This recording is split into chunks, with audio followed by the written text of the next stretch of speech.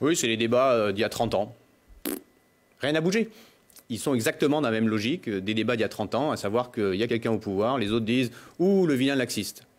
Donc sortons de ces débats-là, politiciens, alors, rentrons dans pour regarder la partie concrète des choses, parce que depuis que nous sommes arrivés sur la sécurité, nous travaillons dans chacun des 6 secteurs de la ville, avec les conseils locaux de sécurité et de prévention de la délinquance, sur le terrain, concrètement, et nous faisons ça de façon bien plus systématique et bien plus engagée que ce qui était fait auparavant. Donc vous dites c'est un travail de fond. C'est un travail de fond. Par contre, est-ce que nous, on prend des hochets pour dire, tiens, comme finalement les résultats ne sont pas là, eh ben, on va faire de la vidéosurveillance. Est-ce qu'on prend finalement une logique qui est de dire l'État, sortez-vous de la sécurité et transférez cela aux communes?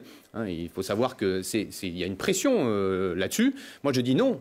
La sécurité en France, c'est quelque chose de régalien. Ça doit être porté par l'État et il ne faut pas oublier cela. Nous avons d'un côté les questions de petite délinquance qui pourrissent la vie des gens. Ça monte, ça baisse. Parce qu'en 2016, les statistiques ont baissé. Vous ne m'avez pas entendu dire « génial, les statistiques ont baissé ».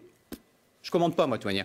Et en 2017, ça a remonté. Bon, OK. Et derrière, nous avons la question du trafic. Et sur le trafic, je pense que c'est important de dire que Grenoble est une plaque tournante du trafic, ça c'est depuis 40 ou 50 ans, et que là-dessus, il faut se poser les bonnes questions. Notre politique en termes de lutte contre le trafic est un échec de sécurité, est un échec de santé publique, puisque la consommation de drogue augmente, la consommation de cannabis augmente, et chez les jeunes, on sait que ça peut être extrêmement nuisible, et est un problème aussi pour notre police, qui est démoralisée par rapport à cette incapacité à agir, et qui est mise en situation d'impuissance, parce que accepter qu'il y ait des gens, des chauffeurs, qui soient dans un canapé à 100 mètres du commissariat de police, et que tout ça soit su, évidemment que c'est démoralisant, pour les habitants en premier lieu, mais même pour les policiers.